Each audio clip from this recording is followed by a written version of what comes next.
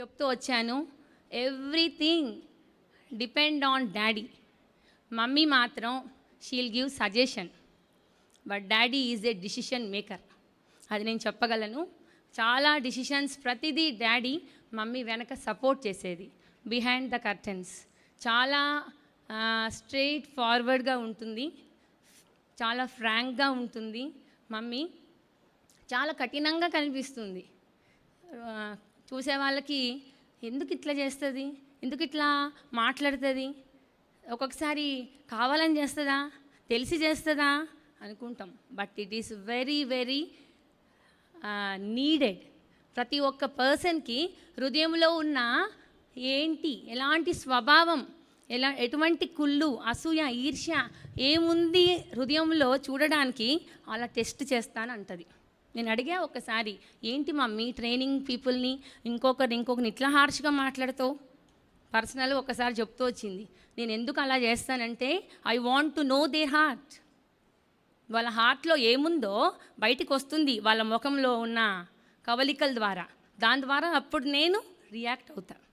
So నేను పర్సనల్గా చాలా డీల్ అవుతుండేదాన్ని, మమ్మీతో మాట్లాడుతుండేది. చాలా మంచిగా నన్ను మాత్రం నేను ఈరోజు ఉండడానికి అమ్మమ్మ, డాడీ, మమ్మీ నన్ను మాత్రం ఎలా మోల్డ్ చేశారో ఈరోజు ఉండడానికి కారణం ఈ కొద్దిగా అయినా ఉందంటే అది వాళ్ళదే అని చెప్పగలను.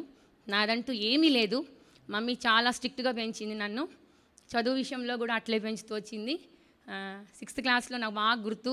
6th క్లాస్లో గడగడా ప్రశ్నలు అడుగుతుంది, ఖచ్చితంగా అడుగుతుంది. అవన్నీ నేను చెప్పలేదనుకో డాడీకి చెప్తుంది తను ఏం చెప్పలేదని. ఒకరోజు 6th క్లాస్లో గుర్తు చేస్తుంది, తను ఏం చెప్పట్లేదు, బయట వీధుల్లో వెళ్ళి అందరిది వాష్రూమ్స్ కడగడానికి ఫినాయిల్ ఇచ్చి పంపించేసే అన్నది. అదే రోషం ఈరోజు నేను చదవడానికి కారణం. బికాజ్ అలా చేయకపోతే చదవలేము. చదివించడానికి చాలా సాధించింది పట్టు. ఆ విధమైన స్ట్రిక్ట్నెస్ ఒక్కొక్కసారి ఏడుపు వచ్చేది, బాధ అనిపించేది. But it's very very needed అని నా లైఫ్లో నేను చెప్పగలను. ఎందుకంటే డిసిప్లిన్ ఉండాల్సిందే, సిస్టమాటిక్ ఉండాల్సిందే, హార్ష్నెస్ ఉండాల్సిందే. ఎందుకంటే అవన్నీ మనకు ఒబీడియన్స్కి. మన లైఫ్లో ఎంత మోల్డ్ అవ్వగలమో, ఎంత షేప్ అవ్వగలమో ఆ విధంగా ఆ ఇంట్లో ఉండడం. ఒక ముత్యం లాంటి కుటుంబంలో దేవుడు ఎందుకు పనికిరాని నన్ను జన్మించాడని ఎన్నిసార్లు ప్రభుని స్తుతిస్తా. ప్రభు ఆ కుటుంబంలో జన్మించడమే, ఆ కడుపులో జన్మించడమే భాగ్యం. ఇంకా రెండో మాట మాట్లాడొద్దు. ఇంకా నేను తిన్నది, ఉన్నది, వాళ్ళతో కలిసి ఉన్నది అదంతా ఇంకా చెప్పడానికి వర్ణనాతీతం. వాళ్ళ కడుపులో పుట్టడమే చాలు. అదే ధన్యత, అదే అవకాశం. టైం లేదు. లాస్ట్లో మమ్మీ సండే స్కూల్ సూపరింటెండెంట్ అనమాట, మంచి సింగర్. మమ్మీ మా పాట పాడితే ఎక్కడో అక్కడ అట్లే అయిపోతారనమాట నిత్యస్తులుగా. అంత talented person, multi talented person. ఎక్కడ ఎప్పుడు ఏం చేయాలో అటువంటి గంభీరం కలిగిన వ్యక్తి. గంభీరత్వంలో మాత్రం చాలా హుందాతనంగా ఉంటుంది మమ్మీ. తర్వాత సనగదు, గొనగదు. కష్టమున్నా సరే తన లైఫ్ని దిగమింగుతూ ఉంటుంది. డాడీతో ఎన్ని స్థలాలకో వెళ్ళినప్పుడు చాలా మమ్మీ ఒబీడియంట్గా ఉండేది. ఎంతవరకు అంటే అంతవరకే మాట్లాడమంటే డాడీ చెప్తే అంతే వినేది. ఎక్స్ట్రాడినరీ క్వాలిటీస్ కలిగిన మా మమ్మీని దేవుడు ఈరోజు ప్రభు మహిమలో తీసుకోవడం ఎంతో బాధ. అయితే చివరి దినాల్లో దేవుడు నాకు ఇచ్చిన భాగ్యం ఏంటంటే మా మమ్మీతో ఉండే భాగ్యం ఇచ్చాడు నాకు. లాస్ట్ ఒక 10 to 15 days మధ్యలో 4th, 3rd మమ్మీని కలవడం జరిగింది.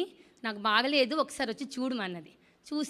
చూస్తే నేను ఇక్కడ ఉండదలుచుకోవట్లేదు, నేను హెబ్రోన్కి వెళ్తాను, నువ్వు ఉన్నప్పుడే నన్ను హెబ్రోన్ తీసుకెళ్ళు అన్నది. ఎట్లా సాధ్యమవుతుంది? పైనుండి దిగడం చాలా కష్టం.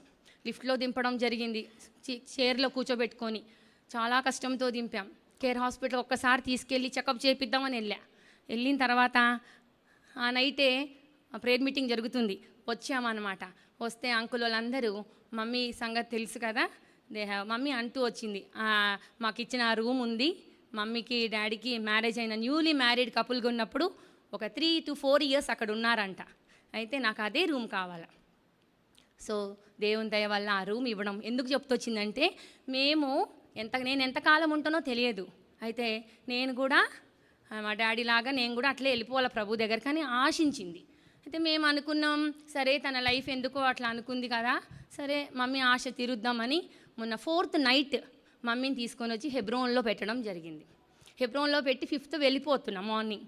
నాకు మళ్ళీ లీవ్స్ కావాలి కదా, మళ్ళీ వస్తా మమ్మీ అని చెప్పెళ్తే ఈ ఒక్కరోజు ఉండి బిడ్డ అన్నది. మమ్మీ మళ్ళీ వస్తా అంటే చాలా బాధపడింది.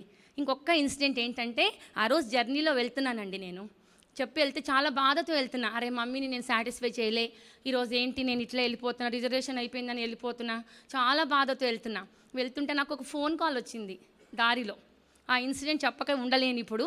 ఆ ఫోన్ కాల్ ఏంటంటే, ఎవరో తెలియదు ఆ బ్రదరు, ఎప్పుడో ఒకసారి మాట్లాడుతుంటాడు, ఒక గాడ్ సర్వెంట్ ఫోన్ చేసి ఒక మాట చెప్పాడు.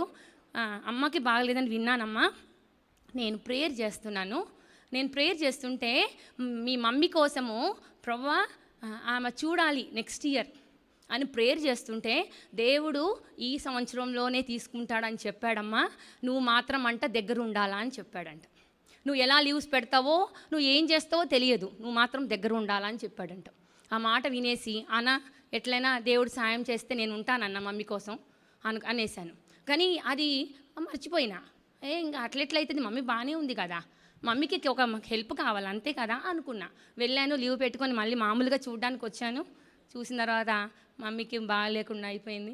సరే అని ఫోన్ చేయడం జరిగింది. అన్న వదిన అందరు ఫోన్ చేశారు, చాలా బాగాలేదు వచ్చి చూడండి అని అంటే రావడం ప్రార్థన చేసుకున్నాం. ప్రభువా ఎక్కడ తీసుకెళ్ళాలా మమ్మీని, ఎక్కడ చూపించాలా అని అనుకున్నప్పుడు డాడీ అనేవాడు, అరే మేము ఏజ్ అయితే మమ్మల్ని చూసుకుంటావరా అంటే, డాడీ మీ ఇద్దరిని నేనే చూసుకుంటా అని చెప్పేదాన్ని. నేను చూసుకుంటా డాడీ, నేను నా యొక్క శాయశక్తులు మీరు నాకు పెంచినందుకు ఐ విల్ టేక్ దట్, ఖచ్చితంగా రివార్డ్ నేను తీసుకుంటాను, నాకు ఇయ్యండి డాడీ అవకాశం అనేదాన్ని. అది మా మమ్మీకి తీర్చుకోగలిగాను, చాలా సంతోషపడుతున్నాను. ఆ మమ్మీని హాస్పిటల్ తీసుకెళ్ళాము, మా కుటుంబము నిమ్స్కి తీసుకెళ్ళిన తర్వాత ఆ మమ్మీకి బ్లడ్ ఎక్కియడం అని జరుగుతుంది. మమ్మీ రికవర్ అవుతుంది. రికవర్ అవుతుంటే అయిపోతుంది కదా అని వెళ్ళాను, మాట్లాడుతున్నాను, అన్నీ చేస్తున్నాను.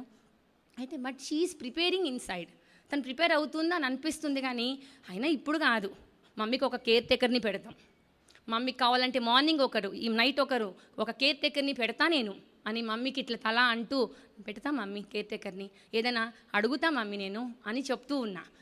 అదే that is the last day. 15th అంతా ఉన్నా, నైట్ ఉన్నా, 16th అంతా ఉన్నాను. ఆ నైట్ మాత్రము ఇంకా ఇంటికి వెళ్ళి ఫ్రెష్ అప్ అయ్యి వద్దామని next day 17th morning mummy దగ్గరికి వచ్చాను. వస్తే మమ్మీ ఒకటే మాట, బేటా ఈరోజు ట్రీట్మెంట్స్ అన్నీ క్లోజ్ అయిపోతుంది, ఇంకా నేను ఫ్రీ ఈరోజు నుండి, రూబెన్కి చెప్పు ఈరోజు ట్రీట్మెంట్స్ ఇంకా లేదు, ఇంక ఈరోజు నుండి ఫ్రీ అయిపోతున్నా నేను అని చెప్తా ఉంటే, ఏం మమ్మీ ఏం ఫ్రీ అంటే, లేదు నేను ఇంకెళ్ళిపోతున్నా బేటా అనింది. నేను ఏదో క్యాజువల్గా ఇంటికి వెళ్ళాలా అంటే, ఇప్పుడు నేను ఎట్లా చెప్పాలా మమ్మీకి అని అనుకుంటున్నా, ఆలోచనలో ఉన్నా. లేదు ఇంకా అయిపోయింది స్టాప్ అని చెప్తూ ప్రైజ్ ద లార్డ్ అని చాలాసార్లు చెప్పుకుంటూ వచ్చింది. చెప్పిన తర్వాత ఇంకా కొంచెం మంటగా ఉంది బేటా అన్నది. డ్రెస్ అంతా మార్చి మేము ఇంకా అట్లా జస్ట్ ఇట్లా సైడ్ బై చేసి ఇట్లా పెడుతున్నాం దిండు, అంతే సంగతులు. అక్కడ ఉన్న అవన్నీ ఆక్సిజన్ ఏమైతే లెవెల్స్ ఉన్నాయో అవన్నీ ఒక్కసారి జీరోకి రావడము, వీఆర్ షాక్డ్, అరే మమ్మీకి ఇట్లా అయిపోయింది అని. ఇంకా ఇమీడియట్గా డాక్టర్ ఎంతో చేశారనమాట. అక్కడ బిలీవర్ డాక్టర్స్ నర్సెస్ కూడా ఉన్నారు, ఇమీడియట్గా వాళ్ళు కూడా అటెండ్ అయ్యారు.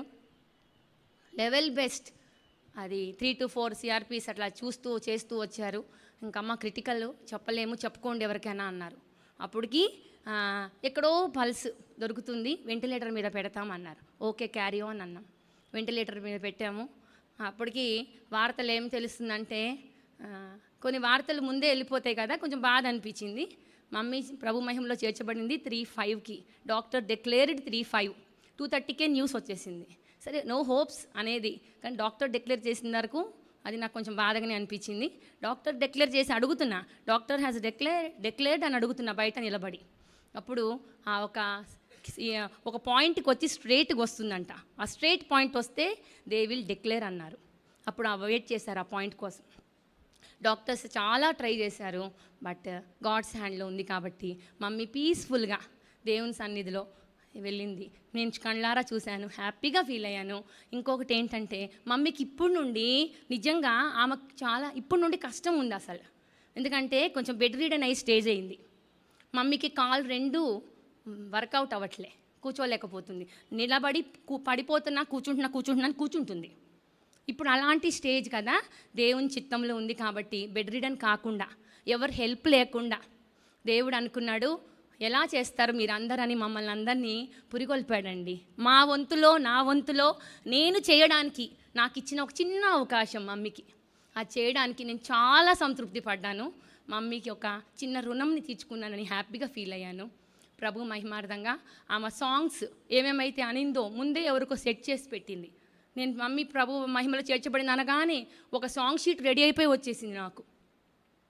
బికాజ్ మమ్మీ ఆల్రెడీ చెప్పి పెట్టిందంట, వదినకు ఆల్రెడీ చెప్పి పెట్టిందంట. 2 చీరలు, మ్యారేజ్ శారీ, వెడ్డింగ్ శారీ, ఇంకొక శారీ రెడీగా బీరువాలో పెట్టి చూపించిందంట. బిడ్డ, నేను ఒక ప్రభు మహిమలో చేర్చబడితే ఈ 2 కట్టు. ఇలాంటివన్నీ సిమ్టమ్స్ చెప్తా ఉంటే షాక్. ఇలాంటివన్నీ ఇంకొకరు లెటర్ అని, ఇంకొక వార్త చెప్పారని చెప్తుంటే really she prepared well. Decide అయిపోయింది, డాడీ దగ్గరికి వెళ్ళిపోవాలనింది, డాడీ దగ్గరికి వెళ్ళిపోయింది. సో ఆమె సాక్ష్యాన్ని కాపాడింది. ప్రభు మహిమ కొరకు మంచి పోరాడింది.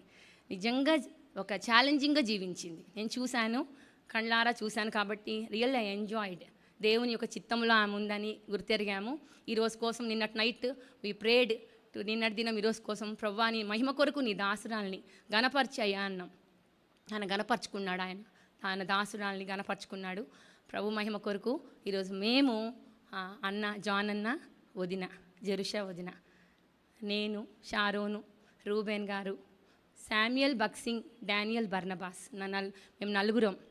తర్వాత డేవిడ్ సాల్మన్, తర్వాత అనిత, మా 3 కుటుంబాల కోసం మేము నమ్మకంగా జీవించినట్లు ఆ సువాసనను ఏదైతే మేము పరిమళించామో అది వేరే వాళ్ళకి వెదజల్లేలాగా ఆ ప్రభు ప్రేమను, ఆ కొంచెమైన మా లోపల ఆ ప్రభుని చూపించే మనసు మేము కూడా కలిగి ఉండాలని ఆశిస్తున్నాం. ప్రభువుని తప్ప ఇంక దేన్ని గణపరచకుందుము గాక. మా 3 కోసము మానక, ఎందుకంటే విడవబడిన వారంగా ఉన్నాం, తల్లిదండ్రులు లేని వారంగా ఉన్నాం, అనాథలుగా ఉన్నాం. బాగా ఏడుపు వచ్చింది. అంటే నేను మిమ్మల్ని అనాథలుగా విడవని అన్నాడు. ఈ వాక్యం ఒక్కటే మమ్మల్ని బలపరిచింది.